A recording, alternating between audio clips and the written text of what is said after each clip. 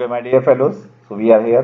अब मैंने यहाँ पर in order to make some ease in our work, मैंने ये जो रैंडम नंबर्स हैं इनको मैंने फ्रीज कर दिया, फिक्स कर दिया. ईस्ट स्पेशल से ये पॉसिबल है, वरना ये बार बार चेंज होते रहेंगे तो उसमें रिजल्ट्स बदलते रहेंगे. अब फॉर एग्जाम्पल अगर मुझे ह्यूमन टेम्परेचर का डेटा सिमुलेट करना है तो ह्यूमन टेम्परेचर तो थर्मामीटर से लिया जाता है ना.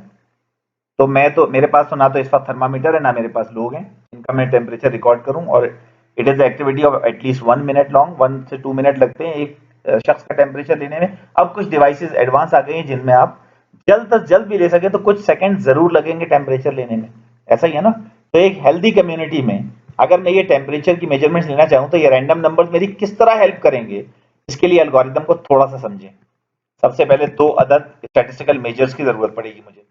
एक तो है मीन यानी एवरेज, और दूसरा है उसका स्टैंडर्ड डेविएशन जो कि वेरिएशन का मेजर है. मीन जो है वो सेंट्रल टेंडेंसी है, ये सब जानते हैं. मीन स्टैंडर्ड डेविएशन तो इतना तो सभी ने पढ़ा हुआ होता है कि मीन और स्टैंडर्ड डेविएशन जो है वो बेसिकली क्या है. ये किसी भी क्वांटिटेटिव डेटा में से हासिल किए जा सकते हैं. तो डॉक्टर्स के मुताबिक जो एक हेल्दी ह्यूमन है उसका फ़ारेनहाइट में टेम्परेचर 98.6 डिग्रीज फ़ारेनहाइट होता है, और इसके दरमियान पाया जाने वाला जो स्टैंडर्ड डेविएशन है वो तकरीबन 0.3 होता है. इतनी वेरिएशन के साथ टेम्परेचर जो है हेल्दी ह्यूमंस के अंदर वो वेरी करता है. अब देखिए मैं पहला टेम्परेचर सिमुलेट कर रहा हूं without assessing anyone, without examining anyone. अब इसको एक कहानी की तरह समझ लें. ये मैं लिखूंगा यहां पर, सिमुलेटर लिखने लगा हूं, is equal to norm INV. अब ये नॉर्म क्या जिंदगी का नॉर्म है? बिल्कुल नहीं. It is a well known normal distribution, earlier stated as Gaussian distribution, जो कि जर्मन मैथमेटिशियन था कार्ल फ्रेडरिक गॉस, उसने बनाई थी. मेरे लेक्चर्स इसमें पढ़े हैं, इसी किसी प्लेलिस्ट में आप जाएं तो आपको नॉर्मल डिस्ट्रीब्यूशन पे लेक्चर मिल जाएंगे. उसी नॉर्मल डिस्ट्रीब्यूशन को मैं यूज करूंगा यहाँ पर एज ए मॉडल सिमुलेटर. अब मैं रैंडम नंबर को एज ए प्रोबेबिलिटी यूज करूंगा. कॉमा मैंने लगाया, उसके बाद मैंने ये 2 अदद पैरामीटर्स दे दिए हैं इसको. पहला तो है मीन, और चूंकि ये मैं ड्रैग करूंगा कॉपी पेस्ट, लिहाजा मुझे इसको फिक्स करना होगा. तो किसी भी वक्त मैं F4 दबाऊंगा तो ये फिक्स हो जाएगा सेल. आप दोनों के साथ डॉलर वैसे भी लगा सकते हैं. इसके बाद मुझे देना है स्टैंडर्ड डेविएशन जो है G3 में, अगेन बाय प्रेसिंग F4. ये भी फ्रीज हो गया. अब मेरा सिमुलेटर रेडी है. अब पहला टेम्परेचर आपके सामने सिमुलेट होगा. If I press enter you can see ये पहला टेम्परेचर आया, और इसी को कॉपी करके अगर मैं पेस्ट कर दूं ये सारे ह्यूमन टेम्परेचर आ गए. कुछ लोग ये कह सकते हैं कि इतने डेसिमल प्लेस तक एक्यूरेसी कैसे? तो थोड़ी सी नोक पलक संवार लें इनकी, लाइक दिस. अब आप देखें ये मेरे पास तकरीबन 11 अदद लोगों का डेटा फौरन आ गया. अब गौर से देखें, सारे ह्यूमन हेल्दी हैं इस वक्त, किसी को कोई बुखार वगैरह तो नहीं है. कोई कहेगा ये 99 डिग्री फ़ारेनहाइट थोड़ा सा बढ़ा हुआ है.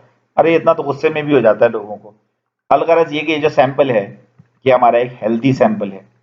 अब इसी हेल्दी सैंपल को मैं अनहेल्दी बनाने जा रहा हूँ. वो कैसे? मैं इस सिस्टम के मीन को नहीं छेड़ रहा, मैं बिल्कुल नहीं इसे चेंज करूंगा. मैं इस सिस्टम की वेरिएशन में जाता हूं और इंस्टेड ऑफ 0.3 मैंने इसको कर दिया 3. अब ये मैंने खुद किया, ये करना नहीं है, बिल्कुल नहीं करना. ये मैं खुद करके आपको बता रहा हूं कि इसका इंपैक्ट डेटा पे क्या पड़ेगा. शैल आई प्रेस एंटर? यकीनन मैं एंटर प्रेस करने लगा. 3 2 1, ये देखें मैंने एंटर प्रेस कर दिया. अब देखें क्या हुआ डेटा के साथ. ओहो, ये तो भाई ये तो अस्पताल के बाहर लगी हुई लाइन बन गई. और से देखें, ये किसी को तो हाइपोथर्मिया हो गया है, सर्दी का बुखार, किसी को टेम्परेचर हो गया है, तो ये तो बीमारों की लाइन बन गई. तो मैंने किस चीज को डिस्टर्ब किया? वेरिएशन को. तो गया समझ में ये बात आई कि अगर सिस्टम की वेरिएशन को स्टडी कर लिया जाए तो एक रिसर्च ठीक से की जा सकती है. ये बहुत आसान हो गया हमारे लिए कि समझना कि I am the believer of variation. देखिए सेंट्रल टेंडेंसी की इंपॉर्टेंस से कोई इनकार नहीं कर सकता, वो तो है, लेकिन variation plays an important role in research. हर चीज में वेरिएशन. अगर वेरिएशन की नब्ज आपने पकड़ ली, बीइंग ए डॉक्टर, जब डॉक्टर किसी भी कलाई के ऊपर अपने उंगली को रखते हैं तो वो क्या चीज देख रहे होते हैं? Pulse rate. यकीनन यही जवाब है, पल्स रेट ही आ रहा होता है, इसके अलावा तो कुछ नहीं आ सकता. वो उन पल्स में छुपी वेरिएशन को देखते हैं, और उस वेरिएशन को देखने के दौरान उनको यह अंदाजा हो जाता है कि इस शख्स की, इस बीमार शख्स, इस मरीज की धड़कनों की वेरिएशन इस तरह से चेंज है, डेविएटेड है फ्रॉम द ओरिजिनल वेरिएशन, इसको ये फला इंटरवेंशन दे दी जाए तो ये मामला दुरुस्त हो जाता है। यही पुराने हुक्मा किया करते थे। आप देखें अब भी इश्तिहारात चलते हैं, हकीम साहब आपके शहर में, आप अपना मर्ज हकीम साहब को ना बताएं, हकीम साहब आपकी नब्ज देखकर आपका मर्ज खुद बताएंगे। तो याद रखें, जो माहिर हो जाते हैं वेरिएशन के एनालिसिस के अंदर, तो वो बहुत अच्छी तरह से नब्ज चेक करके बता सकते हैं कि क्या प्रॉब्लम है। अब ओरिजिनल कर दिया मैंने डेटा को, अब तो जाहिर है कि मैं तो प्लेइंग मोड में आ गया, मैं तो कोई भी चीज जनरेट कर लूंगा। फॉर एग्जाम्पल मैं यहां पर लिखता हूं, सपोज मैंने लिखा है यहां पर 8.5 और 8.5 लिख के मैंने यहां पर लिख दिया 0.6। अब ये पैरामीटर मुझे याद है। अब ये कौन सा डेटा जनरेट हुआ ये अभी आपको नहीं पता, मैं आपको बता रहा हूं ये डेटा कौन सा है। लेंथ ऑफ नीम लीफ, ये सारी की सारी लेंथ आ गई नीम लीफ की। क्या आज से पहले आपको पता था कि नीम का पत्ता इतने सेंटीमीटर का होता है? तो ये चूंकि मैंने बहुत सारा डेटा कलेक्ट किया है, तो मेरे पास सेंटीमीटर के अंदर ये आदाद शुमार आ गए। Major statistical measures plays an important role in research. चूंकि मुझे ये याद है, लिहाजा मैं किसी वक्त भी जाऊं, मैं सैकड़ों नीम के पत्तों का डेटा सिमुलेट कर सकता हूं। इसी तरह अगर मैं इस डेटा को फिर चेंज करना चाहूं, तो मैं यहां पर लिखूंगा 66 और यहां पर लिख दूंगा 10। तो अब ये डेटा कौन सा आ गया, ये भी यकीन आपको नहीं पता होगा। ये डेटा जो मैंने जनरेट किया है, ये weights of my BBA students, हमारे जो बीबीए स्टूडेंट्स हैं उनके एक लार्ज सैंपल को स्टडी करने के बाद वेइंग मशीन पर मैंने उनके वेट्स लिए, तो मेरे पास ये पैरामीटर्स आ गए ऑप्टिमाइज होके। जब ये पैरामीटर्स आ गए तो उसके जरिए मैं जब चाहूं जिस वक्त चाहूं ये वेट सिमुलेट कर सकता हूं। तो सैंपल को सिमुलेट करना इस बात पर सब्जेक्टेड है कि कितने ऑथेंटिक आपके पैरामीटर्स हैं, और यही पैरामीटर्स खतूत कहलाते हैं। तो जो एल्डर्स होते हैं वो कहते हैं सही खतूत पर इस्तेवार करो जिंदगी, क्योंकि अगर हमारे पैरामीटर्स ठीक होंगे तो हमारा डेटा ठीक होगा, और हमारा डेटा ठीक होगा तो हमारी रिसर्च ठीक होगी। इसको आप वाइस वर्सा कर लें, अगर आपका डेटा ठीक होगा तो आपके पैरामीटर्स ठीक होंगे, जब आपके पैरामीटर्स ठीक होंगे तो अल्टीमेटली आपकी रिसर्च भी ठीक होगी। तो यहाँ पर सिमुलेशन जो है उसको किसी हद तक डिफाइन करने में मैं कामयाब हुआ हूं। Now back to the slide, is question of the day. अब ये सवाल जाहिर है कि इस वक्त आप लोग अपने अपने घरों में बैठे हुए, लेकिन इसको काइंडली मेरी रिक्वेस्ट है कि इस क्वेश्चन का आंसर आप अपने पास कहीं लिख लीजिएगा, ताकि जब ये बात आगे चले तो you will find some ease कि आप किस तरह से ये एनालिसिस को स्टार्ट किया था। तो क्वेश्चन ऑफ द डे क्या है, what do you think about quality of the following in this institute.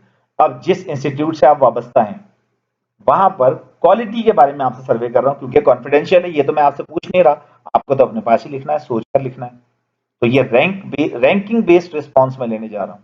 तो मैं सबसे पहले सवाल दे रहा हूं, वहां की टीचिंग कैसी है। अब यकीनन मैंने रैंक्स में प्रोवाइड किया 1 से 5, 1 to 10 भी कर सकते हैं आप, इसके अलावा भी स्केल रख सकते हैं, लाइकेड स्केल भी रख सकते हैं। यकीनन मैंने यहाँ पर रैंकिंग स्केल इंट्रोड्यूस किया है। टीचिंग यकीनन बहुत सारे टीचर्स पढ़ा रहे होंगे, सबकी जहन में रख के कोशिश है आप एक नंबर दे दें। इसी तरह एडमिनिस्ट्रेशन वो वहां की कैसी है, इसके अलावा जो स्ट्रक्चर है गोया इंफ्रास्ट्रक्चर वो वहां का कैसा है। अब आप में से कई लोग सोच रहे होंगे ये रैंक्स जो हैं इनमें 5 का क्या मतलब और 1 का क्या मतलब। तो अमेरिकन ESQI इंडेक्स का हवाला देके बात करूंगा मैं यहाँ पर। याद रखें, rank as far as ranking response is concern, the highest the number is excellent the response, the poor the number is the lowest the number is poor the response। और आप इसमें 1 डेसिमल भी ऐड कर सकते हैं, जिस तरह 4.5 कोई दे सकता है, अगर किसी को 1 नहीं देना, 2 भी नहीं देना, 1.3 दे सकते हैं, 2.1 दे सकते हैं, लेकिन इस तरह नहीं दे सकते 2.35 1257, क्योंकि जाहिर है इतनी डेसिमल तक हमारा माइंड जो है वो क्वांटिफिकेशन नहीं कर सकता, 1 डेसिमल तक चलेगा। अब आप लिखें टीचिंग एडमिनिस्ट्रेशन स्ट्रक्चर, एक पर्ची के ऊपर ये रैंक्स अपने इंस्टीट्यूट के मुताबिक लिख लें।